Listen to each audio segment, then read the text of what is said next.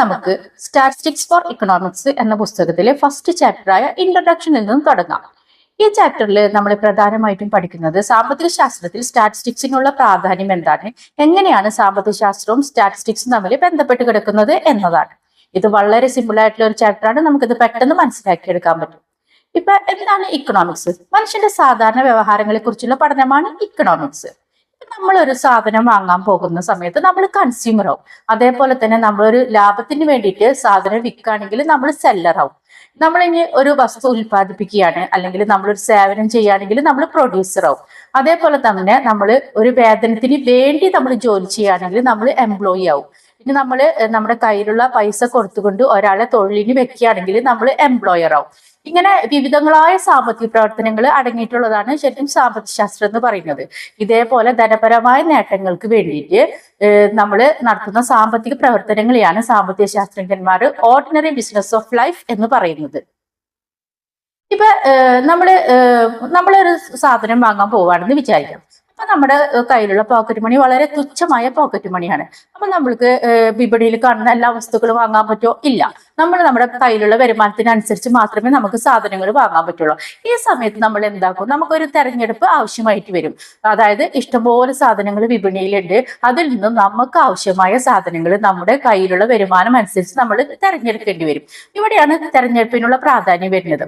അപ്പൊ സാമ്പത്തിക ശാസ്ത്രത്തിലെ എല്ലാ പ്രശ്നങ്ങൾക്കും കാരണം എന്താണ്? ഇവിടെ തെരഞ്ഞെടുപ്പ് നടത്തേണ്ടതായിട്ട് വരുന്ന സമയത്ത് നമ്മൾ എന്താക്കും?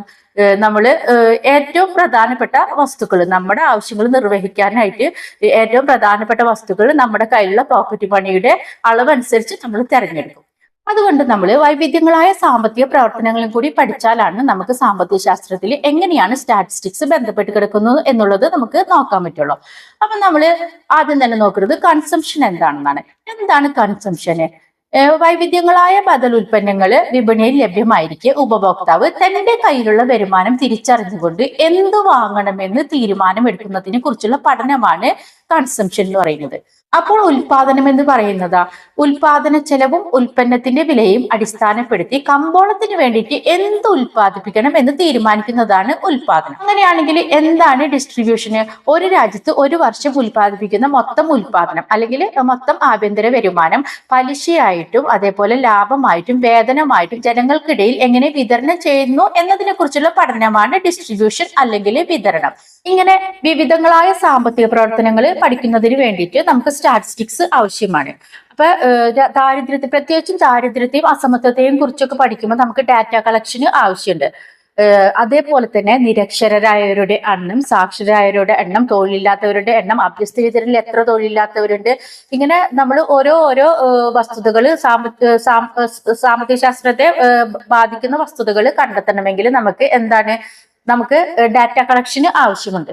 അപ്പൊ ഇവിടെയാണ് നമുക്ക് സ്റ്റാറ്റിസ്റ്റിക്സിന്റെ പ്രാധാന്യം വരുന്നത്. അതുപോലെ തന്നെ നമുക്ക് രാജ്യത്തിനും അതേപോലെ തന്നെ സാധാരണ ജനജീവിതത്തിനും ഭീഷണിയാക്കാവുന്ന പല ദുരന്തങ്ങളും വരും. പ്രത്യേകിച്ചും സുനാമി, ഭൂകമ്പം, വെള്ളപ്പൊക്കം, അതേപോലെ തന്നെ പക്ഷിപ്പനി പോലുള്ള മഹാമാരികൾ ഒക്കെ വരുന്ന സന്ദർഭത്തിൽ നമ്മൾ എന്താക്കും? നമ്മൾ ഇതിനൊക്കെ പ്രശ്നപരിഹാരം കണ്ടെത്തണം. ഈ പ്രശ്നപരിഹാരം കണ്ടെത്തണമെങ്കിൽ നമ്മൾ ആദ്യം ഡാറ്റ കളക്ട് ചെയ്യണം. ഡാറ്റ കളക്ട് ചെയ്ത് അത് ഓർഗനൈസ് ചെയ്ത് അനലൈസ് ചെയ്ത് അതിനുശേഷം ഇന്റർപ്രിറ്റ് ചെയ്തതിന് ശേഷമാണ് നമ്മൾ പ്രശ്നപരിഹാരങ്ങൾ കണ്ടെത്തുന്നത്. ഈ പ്രശ്നപരിഹാരത്തിന് വേണ്ടിയിട്ട് നമ്മൾ പല നിർദ്ദേശങ്ങളും പല ചർച്ചകളും നമ്മൾ മുന്നോട്ട് വെക്കും. ഇങ്ങനെ പ്രശ്നപരിഹാരത്തിന് വേണ്ടിയിട്ട് നമ്മൾ നിർദ്ദേശങ്ങൾ മുന്നോട്ട് വെച്ചതിന്റെ ഫലമായിട്ട് നമ്മൾ ഒരു പോളിസി രൂപീകരിക്കും. ഇതാണ് നമ്മൾ നയങ്ങൾ എന്ന് പറയുന്നത്. പിന്നെ ഈ നയങ്ങൾക്ക് അനുസരിച്ചാണ് നമ്മൾ പ്രശ്ന പരിഹാരം കാണുന്നതും നമ്മൾ ഫ്യൂച്ചർ പ്ലാൻ തയ്യാറാക്കുന്നതും ഒക്കെ. അപ്പൊ ഇവിടെയാണ് സാമ്പത്തിക ശാസ്ത്രത്തില് നമുക്ക് സ്റ്റാറ്റിസ്റ്റിക്സിന്റെ പ്രാധാന്യം വരുന്നത്. ഇപ്പൊ ഇത്രയും പറഞ്ഞതിന്റെ അടിസ്ഥാനത്തിൽ നിങ്ങൾക്ക് ഇപ്പൊ സ്റ്റാറ്റിസ്റ്റിക്സ് എന്താണെന്ന് മനസ്സിലായിട്ടുണ്ടാവും. തെരഞ്ഞെടുക്കപ്പെടുന്ന വസ്തുതകളെ, അവയുടെ പ്രതിനിധാനം ചെയ്യുന്ന സംഖ്യകളെ വ്യവസ്ഥാപിത രൂപത്തിൽ അവതരിപ്പിക്കുന്നതാണ് സ്റ്റാറ്റിസ്റ്റിക്സ്. അതായത് തെരഞ്ഞെടുക്കപ്പെടുന്ന വസ്തുതകൾ എന്ന് പറയുന്നത് നിരക്ഷരരുടെ എണ്ണം കണക്കാക്കാണ്. അപ്പൊ നമ്മൾ എന്താക്കും? ഒരു വലിയ വിഭാഗമാണെങ്കിൽ നമുക്ക് അത്രയും ഡാറ്റ കളക്ഷൻ പറ്റില്ല. അപ്പൊ നമ്മൾ അതിന്റെ ഒരു ശരാശരി കണ്ടുപിടിക്കും. ശരാശരി കണ്ടുപിടിച്ചതിന് ശേഷമാണ് നമ്മളത് ഓർഗനൈസ് ചെയ്ത് പിന്നെ അനലൈസ് ചെയ്ത് ഇന്റർപ്രറ്റ് ചെയ്തിട്ട് നമ്മൾ പ്രശ്നപരിഹാരം കണ്ടെത്തുന്നത്. അപ്പൊ ഇവിടെയാണ് നമ്മൾ സ്റ്റാറ്റിസ്റ്റിക്സിന്റെ പ്രാധാന്യം വരുന്നത്. ഇപ്പൊ നമ്മൾ ഡാറ്റ കളക്ട് ചെയ്യുമ്പോൾ തന്നെ നമ്മളിപ്പോ സ്റ്റാറ്റിസ്റ്റിക്സിൽ ക്വാണ്ടിറ്റേറ്റീവ് ഉണ്ട്, ക്വാളിറ്റേറ്റീവ് ഉണ്ട്. ഇപ്പൊ ക്വാണ്ടിറ്റേറ്റീവ് എന്ന് പറയുമ്പോൾ നമ്മൾ എന്താണ് മാറിക്കൊണ്ടിരിക്കും. അതായത് ഇപ്പൊ നമ്മൾ ഒരു എക്സാമ്പിൾ പറയുകയാണെങ്കിൽ നമ്മളിപ്പോ ഒരു അരിയുടെ ഉൽപാദനം ആണെന്ന് വിചാരിക്കാം. ഇപ്പൊ 1990 നമ്മൾ ഉൽപ്പാദിപ്പിച്ച അരിയുടെ അളവായിരിക്കില്ല 2000. അപ്പൊ നമ്മൾ അതങ്ങനെ മാറിക്കൊണ്ടിരിക്കും. പക്ഷെ ഗുണാത്മകമായിട്ട് നമ്മൾ കണക്കാക്കുകയാണെങ്കിൽ ക്വാളിറ്റേറ്റീവ് ആണെങ്കിൽ നമ്മൾ എന്താണ്, നമുക്ക് ഒരു മനുഷ്യന്റെ ഗുണപരത നമുക്ക് കണക്കാക്കാൻ പറ്റില്ല, ഗുണപരമായിട്ട് നമുക്ക് കാൽക്കുലേറ്റ് ചെയ്യാൻ പറ്റില്ല. അപ്പൊ നമ്മൾ അതെങ്ങനെയാണ്, നമ്മളത് വർഗീകരിച്ചിട്ടാണ് കാണുന്നത്, താരതമ്യം ചെയ്യും. അതായത് ഇപ്പൊ നമ്മൾ പറയാണ് ആണ് പെണ്ണ്, അതേപോലെ തന്നെ നിരക്ഷരര് സാക്ഷരത നേടിയവര്, അതേപോലെ തന്നെ തൊഴിൽ വൈദഗ്ധ്യം നേടിയവര്, തൊഴിൽ വൈദഗ്ധ്യം ഇല്ലാത്തവര്, ഇങ്ങനെ നമ്മൾ വർഗീകരിക്കും. അപ്പൊ നമുക്ക് വീണ്ടും ഇക്കണോമിക്സിലേക്ക് തിരിച്ചു വരാം. ഇത്രയും പറഞ്ഞതിന്റെ അടിസ്ഥാനത്തിൽ നമുക്ക് എന്താണ് ഇക്കണോമിക്സ് എന്ന് ഒന്നും കൂടി നോക്കാം.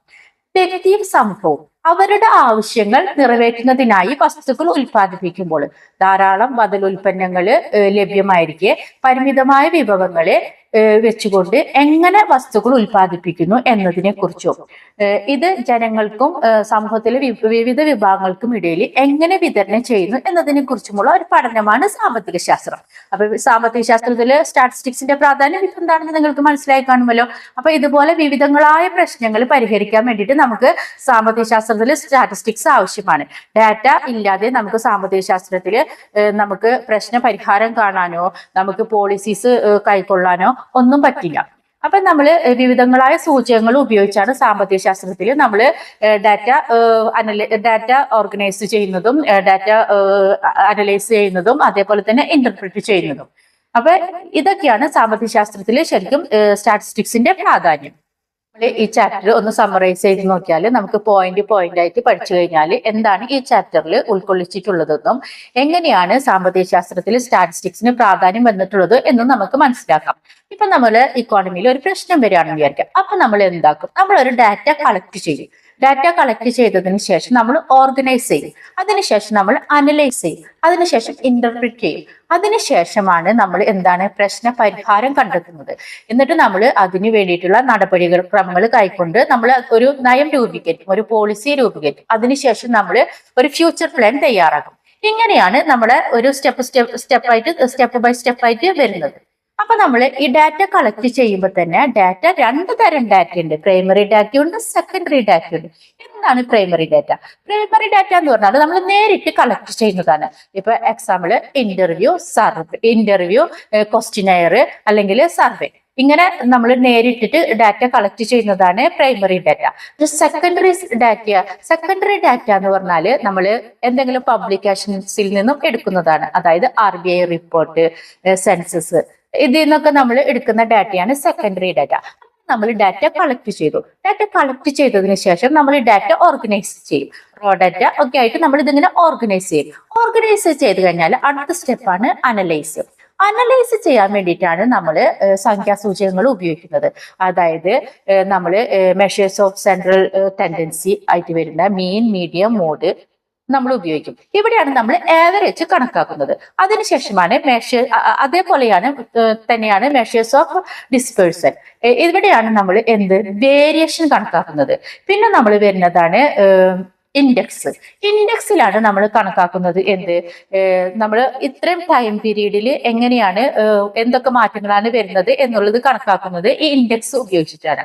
ഇപ്പൊ ഫോർ എക്സാമ്പിൾ പ്രൈസ് ഇൻഫ്ലേഷന്, ഡിഫ്ലേഷന്, ഇതൊക്കെ നമ്മൾ ഈ ഇൻഡെക്സിൽ കൂടിയാണ് നമ്മൾ കണക്കാക്കുന്നത്. അതുപോലെ തന്നെ കോറിലേഷനിലാണ് 2 ഫാക്ടേഴ്സ് തമ്മിലുള്ള ബന്ധം നമ്മൾ മനസ്സിലാക്കുന്നത്. ഫോർ എക്സാമ്പിൾ അഗ്രികൾച്ചറും റെയിൻഫാളും തമ്മിലുള്ള ബന്ധം. അപ്പൊ നമ്മൾ ഈ കോറിലേഷൻ എടുത്താൽ നമ്മൾ കണക്കാക്കാൻ പറ്റും. ഇങ്ങനെ നമ്മൾ ഡാറ്റ കളക്ട് ചെയ്ത് അതിനെ ഓർഗനൈസ് ചെയ്ത് അനലൈസ് ചെയ്ത് ഇന്റർപ്രിറ്റ് ചെയ്ത് നമ്മൾ പ്രശ്ന പരിഹാരം കണ്ടെത്തി കഴിഞ്ഞു കഴിഞ്ഞാൽ പിന്നെ നമ്മൾ എന്താക്കും, നമ്മളൊരു നയം രൂപീകരിക്കും. അതിനുശേഷം നമ്മൾ ഫ്യൂച്ചർ പ്ലാൻ തയ്യാറാക്കും. അപ്പൊ ഇങ്ങനെയാണ് ഇക്കണോമിക്സിൽ സ്റ്റാറ്റിസ്റ്റിക്സിന്റെ പ്രാധാന്യവും ഇക്കണോമിക്സും സ്റ്റാറ്റിസ്റ്റിക്സും തമ്മിൽ ബന്ധപ്പെട്ടിരിക്കുന്നതും. ഇനി നമുക്ക് നെക്സ്റ്റ് ക്ലാസ്സിൽ അടുത്ത ചാപ്റ്റർ പഠിക്കാം.